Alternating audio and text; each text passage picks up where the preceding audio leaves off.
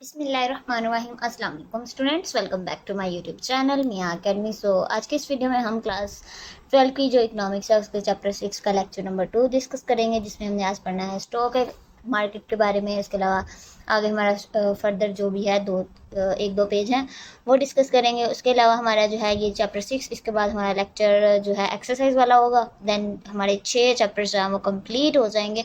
उसके बाद हम जो है बाकी अपने लेक्चर्स को कंटिन्यू करेंगे। जब बुक के लेक्चर्स कवर हो जाएंगे देन फिर हम लाइव सेशन करेंगे थोड़े थोड़े चैप्टर्स का, जिसमें सारे स्टूडेंट्स के रिवीजन होगी।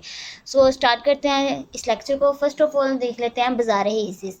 अब ये क्या कहते हैं, ये क्या है, क्या स्टॉक मार्केट। अब अक्सर आपने सुना होगा कि स्टॉक मार्केट के रेट्स गिर गए हैं, अब बढ़ रहे हैं। ये क्या है, यानी जो होती है ना सरमायाकारी, यानी जो इन्वेस्टमेंट की होती है लोगों ने, उसके आगे यानी उसका है सारा सिस्टम कि उसमें जिन लोगों ने सरमायाकारी यानी इन्वेस्टमेंट की होती है उनके मंडियों के रेट बढ़ते हैं कम होते हैं, वो सारा सिस्टम है। सो ये हमारा मेन फोकस जो है ये इस बात पे नहीं है, बट हमने बस जस्ट ये पढ़ना है कि पाकिस्तान में कितनी स्टॉक एक्सचेंज हैं, उन पे कहाँ कहाँ पे हैं, उनका नाम क्या है, जस्ट ये पढ़ना है, ठीक है। सो हमारा मेन फोकस जैसे आपने क्या करना है, यहाँ से लेके किसी मुल्क की माशी तरक्की और यहाँ तक जस्ट आपने रीड आउट कर लेना है। देन आपका ये मेन टॉपिक आता है जहाँ पे हमने देखना है कि कितनी है, क्योंकि ये short question I think so आपका बन रहा है। सो देखते हैं, किसी मुल्क की जस्ट रीड आउट करना है, हम देख लेते हैं और आपने स्किप नहीं करना, ठीक है। किसी मुल्क की माशी तरक्की, सनतों के फ़रोग, बचतों और सरमायाकारी यानी बचतें जो होती हैं सेविंग्स वगैरह, सरमायाकारी यानी इन्वेस्टमेंट्स वगैरह, और रोज़गार के मौके में इजाफे और एशियाई ज़रूरत की बर वक्त फराहमी के लिए ज़रूरी है कि वहाँ की सरमाया की मंडी कैपिटल जो मार्केट है पूरी तरह से काम कर रही हो, सरमायाकारों का एतमाद बहाल हो, सरमायाकार महसूस करें कि उनका सरमाया महफूज है। यानी जो इन्वेस्टमेंट वगैरह किए रहे होते हैं ना, तो उनका सारा स्टॉक एक्सचेंज का होता है कि लाइक अब स्टॉक एक्सचेंज के मार्केट के रेट गिर गए हैं, अब बढ़ गए हैं, वो सारा अलग से आके ट्रेडिंग वगैरह जिसमें सारा कुछ आ जाता है। सो इसको हम जस्ट स्किप करेंगे। देन आ जाता है पाकिस्तान में 3 स्टॉक एक्सचेंज जो है पाकिस्तान में काम कर रही थी यानी अब नहीं है। पहले जो है वो 3 थी, लेकिन उनको क्या किया गया, इकट्ठा करके एक ही स्टॉक एक्सचेंज का नाम बना दिया गया है। पहले क्या थी कि कराची स्टॉक एक्सचेंज थी, KSE, इनके आपका मुखफ़फ़ पता होना चाहिए, इजी है ऐसे, कि Karachi stock exchange, Lahore stock exchange और इस्लामाबाद स्टॉक एक्सचेंज, जिन्हें 11 जनवरी 2016, ये आपको डेट अच्छे तरीके से याद होनी चाहिए, मे बी के MCQs आ जाए, ठीक है। सो जिन्हें 11 जनवरी 2016 को इकट्ठा करके एक स्टॉक एक्सचेंज बना दिया, जिसका नाम क्या है, पाकिस्तान स्टॉक एक्सचेंज यानी PSX। अब तीनों स्टॉक एक्सचेंज के मालिकान ने इनको क्या किया, इनके काम को यकजा करके यानी इकट्ठा करने के लिए एक मेमोरेंडम ऑफ अंडरस्टैंडिंग पर दस्तखत किए। यानी उनका जो है एक पूरा उन्होंने वो जिस तरह शीट वगैरह होती है उस पर सब ने जो है वो सिग्नेचर वगैरह किए। और कराची जो स्टॉक एक्सचेंज थी ना, जहाँ पे कराची का स्टॉक एक्सचेंज था सारा, उसको नाम चेंज करके उन्होंने क्या कर दिया, पाकिस्तान स्टॉक एक्सचेंज रख दिया। इस इक़दाम का बुनियादी मकसद क्या है, पाकिस्तान की सरमाया की मंडी को यकजा करके यानी इकट्ठा करके उसकी कारकर्दगी को, उसकी परफॉर्मेंस को बेहतर बनाना है, ठीक है। सो ये हमारा हो गया स्टॉक एक्सचेंज का। नेक्स्ट आ जाता है पाकिस्तान स्टॉक एक्सचेंज में इस वक्त कितनी कंपनियाँ लिस्ट पर हैं, 560 हैं, और मज़ीद जो है वो 6 कंपनियाँ रजिस्टर हुई हैं, ये आपको पता होना चाहिए। उसके अलावा पाकिस्तान स्टॉक एक्सचेंज में तकरीबन 30 सेक्टर्स लिस्ट पर हैं। इनमें से 80% माशी सरगर्मियों का दारोमदार ये 8 सेक्टर्स पे है। कौन कौन से हैं ये, यानी आपको यहाँ से लेके ये भी आप जो है साथ जो है प्रिपेयर कर ही लें, ठीक है। सो ये भी आपने करना है, इसको आपने अच्छे तरीके से करना है, स्किप नहीं करना। कौन कौन से 8 सेक्टर्स हैं, तेल का है, बैंक का है, गैस की दरियाफ्त, fertilizer, cement, textile, automobiles, food और फार्मास्यूटिकल्स वगैरह। इसकी कारकर्दगी का इन्हिसार जो है वो इन्हीं 8 सेक्टर्स पर है, ठीक है। ठीक है, सो ये हमारा हो गया कि कौन कौन से सेक्टर्स हैं। 8 सेक्टर हैं, 6 कंपनियां रजिस्टर हुई हैं, कितनी जो है कंपनियां लिस्ट पे हैं, 560 हैं। इन पे कुल सरमाया कितना है, 1288.78 बिलियन रुपए हैं, ये आपको पता होना चाहिए। सो ये आपने अच्छे तरीके से करना है। नेक्स्ट आ जाता है किसी भी मुल्क की स्टॉक एक्सचेंज में छोटे बड़े सरमायाकारों में बचतों को फ़रोग मिलती है, यानी जो भी लोग, जैसे मेरी इनकम है उसमें मेरे पास बचत सेविंग्स वगैरह जो होती हैं, मैं चाहूँ तो मैं इन्वेस्ट कर दूँ। छोटे छोटे यानी जितने भी छोटे बड़े सरमायाकार यानी इन्वेस्टर्स जो होते हैं ना, उनकी बचतों को फ़रोग देती है ये स्टॉक एक्सचेंज। क्या क्या करती है, आपने क्या करना है, ये नहीं कि मैं चैप्टर सारा ही चुरा रही हूँ, आपने ये भी अच्छे तरीके से करना है कि स्टॉक एक्सचेंज की वजह से क्या क्या होता है। सो हमने जस्ट ऊपर वाला फर्स्ट पैराग्राफ जो है वो स्किप किया है, बाकी ये जो 3 है ये इंपॉर्टेंट है। फिलहाल आपको मुश्किल लग रहे होंगे, लेकिन बहुत ही ज़्यादा ये ईजी है, इसको अच्छे तरीके से करेंगे तो आपके लिए आसानी हो जाएगी। फिर भी अगर कोई क्वेश्चन हुआ तो लास्ट में पूछिएगा। है क्या, सिंपली 3 स्टॉक एक्सचेंज थी। उन कौन कौन सी थी, कराची थी, इस्लामाबाद में थी और लाहौर में थी। उनको इकट्ठा करके ये इस डेट को क्या है इकट्ठा कर दिया गया, पाकिस्तान स्टॉक एक्सचेंज बन गई। उनके मालिकान ने एक मेमोरेंडम पे दस्तखत किया और वो जो कराची का स्टॉक एक्सचेंज था वो पाकिस्तान का स्टॉक एक्सचेंज बन गया, यानी उसका नाम चेंज कर दिया। बाद में ये आ जाती हैं कि 560 कंपनियाँ थी, 6 और रजिस्टर हुई, 30 सेक्टर्स थे जो लिस्ट पे थे, और 8 जो हैं उस पर 80% जो माशी सरगर्मियाँ थी 8 सेक्टर्स पे थी। कौन से थे 8 सेक्टर्स, ये आपको बताना चाहिए। ईजी है अगर आप अच्छे तरीके से करें। ठीक है, सो ये मैंने आपका एक दफ़ा रिवीजन करवा दी। अच्छा, देखते हैं किसी भी मुल्क की स्टॉक एक्सचेंज छोटे बड़े सरमायाकारों में बचतों का फ़रोग देती है, यानी ज़्यादा से ज़्यादा कोशिश होती है इन्वेस्टर्स की कि ज़्यादा से ज़्यादा बचतें करें हम, और इन बचतों को सरमायाकारी के लिए इस्तेमाल करने में मावन साबित होती हैं। इस तरह ये छोटी बड़ी रकूम जो है सरमायाकारी में का, यानी अब काफ़ी ज़्यादा लोग छोटे छोटे जो लोग हैं, यानी जो जिनकी छोटी छोटी बचतें होती हैं, वो जब एक बड़े पैमाने पे इकट्ठा होंगी तो वो काफ़ी ज़्यादा सरमायाकारी हो जाएगी। सो ये यहाँ पे बता रहे हैं, और क्या क्या होता है ये आपने जस्ट रीड आउट कर लेना है, इसको अच्छे तरीके से करना है, कोई समझाने वाली बात नहीं है।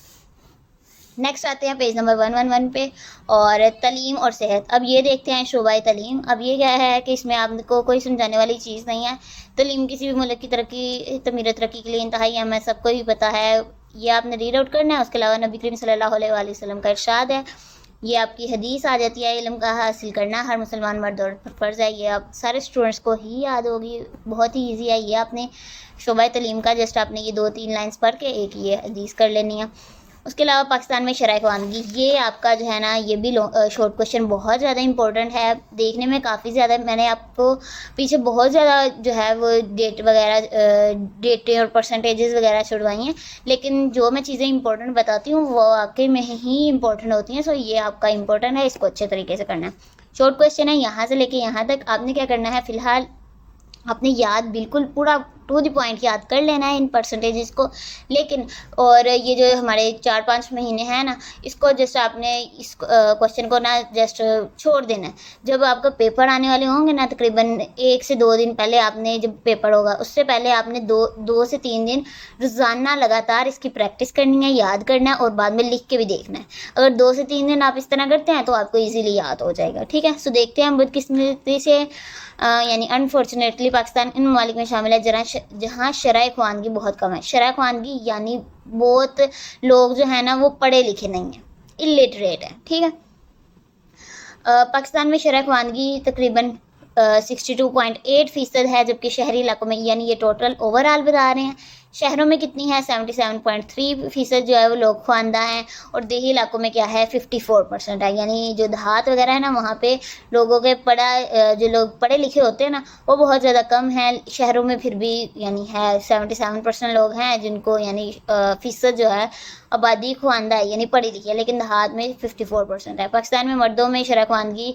ख़वातीन से ज़्यादा है, यानी जो हमारे पाकिस्तान के हैं ना मेल वो ज़्यादा पढ़े लिखे हैं एज़ कम्पेयर टू फीमेल। ठीक है, ख्वानदा अफराद में मर्दों की शराइ 73 यानी जो लोग पढ़े लिखे हैं ना टोटल में, उनमें मर्द जो हैं वो इतने % पढ़े लिखे हैं, और % यानी लोग फॉर एग्ज़ाम्पल जैसे 100 लोग हैं, 100 मर्द हैं, 100 मेल हैं, उनमें से तकरीबन 73% लोग जो हैं वो पढ़े लिखे हैं। ठीक है, और ख़वातीन की शराइ ये है, सिंध में कितनी है, पंजाब में कितनी है, और बलोचिस्तान, खैबर पख्तूनख्वा, ये आपने क्या करना है, चारों प्रोविंसेस जो यानी सूबे हैं उनकी अलग से लिख लेनी है, मर्द और ख़वातीन की अलग लिख लेनी है, देही और शहरी इलाकों की अलग लिख लेनी है, और जो टोटल ओवरऑल है वो अलग लिख लेनी है। इससे क्या होगा, पहले आपने ये लिख लेनी है, यानी एक पेज लें उस पर ये लिख लें, उसके बाद शहरी और देहाती में लिख लें, फिर बाद में सूबे जो चारों हैं उनकी अलग अलग से लिख लें %। इस तरह से क्या होगा, आपको इजीली याद हो जाएगा। पैराग्राफ में आपको थोड़ा मुश्किल लग रहा होगा। उसके अलावा नेक्स्ट आ जाता है, पढ़े लिखे लोगों में तकरीबन कितने फ़ीसद जो है मैट्रिक से कम है, इतने फ़ीसद मैट्रिक से कम है, इतने लोगों ने मैट्रिक किया हुआ है, इतने % यानी फ़ीसद कहते हैं 100 में से। ठीक है, इंटरमीडिएट और ये फ़ीसद ग्रेजुएट और पोस्ट ग्रेजुएट। ठीक है, सो इनको आपने अलग अलग से लिख के फिर याद कर लेना है, इसको अच्छे तरीके से आपने करना है। मैं बार बार रिपीट कर रही हूँ बात। नेक्स्ट आ जाता है शोबाए सेहत, इसको जस्ट आपने रीड आउट करना है, और इसमें एक इम्पोर्टेंट बहुत ही मुझे यानी लगी थी इंटरेस्टिंग बात कि इसमें जो है ना लोग जो है कंट्रीज़ जो होती है ना, ख़ुसूसन तौर पे स्वीडन जो है वो तलीम और सेहत के शोबे पे अपने जो बजट होता है ना उनका 50% तक खर्च करते हैं। ये जो है आपका मे बी के एमसीक्यूज में पूछ लें, मुझे काफ़ी इंटरेस्टिंग पॉइंट लगा कि यानी जितना पूरा उनका पूरे मुल्क का बजट वगैरह है ना, उसमें 50% जो है वो तलीम यानी उस पर एजुकेशन के शोबे पे और हेल्थ के शोबे पे वो खर्च करते हैं। सो ये इंटरेस्टिंग पॉइंट था, इसलिए मैंने आप सबके साथ शेयर कर दिया। नेक्स्ट आ जाते हैं, इसको जस्ट आपने रीड आउट कर लेना है। और ये कितने देही में हैं हमारे पास, कितने सरकारी शोबे हैं, अस्पताल हैं, देही मराकज़ सेहत है। ये देखने में काफ़ी ज़्यादा इंपॉर्टेंट लग रहा होगा, लेकिन जस्ट ये इंपॉर्टेंट नहीं है, आपने रीड आउट कर लेना है और पेपर से 1 या 2 दिन पहले इसको रीड आउट कर लीजिएगा, ठीक है। और नेक्स्ट आ जाते हैं हम यहाँ पे बताया हुआ है कि पाकिस्तान में सेहत के शोबे में कौन कौन सी खामियां हैं। वैसे पूछेंगे नहीं, लेकिन मे बी के शॉर्ट क्वेश्चन आ जाए। सो इस चैप्टर के ये शॉर्ट क्वेश्चन यानी कि जो 3 पॉइंट्स हैं ना, ये भी आप कर लीजिएगा कि देही और शहरी इलाकों की सहूलियात में फ़र्क है। लाइक अगर हम शहरों में जाएँ तो वहाँ पे क्या होगा कि हमें ज़्यादा अच्छी क्वालिटी के जो है वो चीज़ें वगैरह मिलेंगी, अच्छी क्वालिटी के यानी अस्पताल वगैरह होंगे, हर चीज़ की यानी क्वालिटी होगी। लेकिन यहाँ पे फॉर एग्जांपल देही इलाकों में चले जाएं तो वहाँ पे क्या होगा कि सेहत के प्रॉपर तरीके से मराकज़ नहीं बने होंगे, या लाइक अस्पताल नहीं होंगे, ट्रांसपोर्टेशन का इतना बहुत ज़्यादा मसला होगा, उसके अलावा सड़कों वगैरह का मसला होगा। सो सेहत की सहूलियात का काफ़ी होना, सेहत की सहूलतों का फुकदान यानी कमी होना, यानी प्रॉपर तरीके से लाइक ऑपरेशन थिएटर्स में वगैरह नहीं होंगे, काफ़ी कुछ। सो ये आपका आ गया। और यहाँ पे हमारा जो चैप्टर कंप्लीट होता है, इसको भी जस्ट आपने रीड आउट कर लेना है। सो यहाँ पे हमारा चैप्टर कंप्लीट होता है। अगर कोई क्वेश्चन हुआ तो लास्ट में कमेंट सेक्शन में पूछिएगा और मुझे अपनी दुआ में याद रखिएगा। टेक केयर, अल्लाह हाफिज़।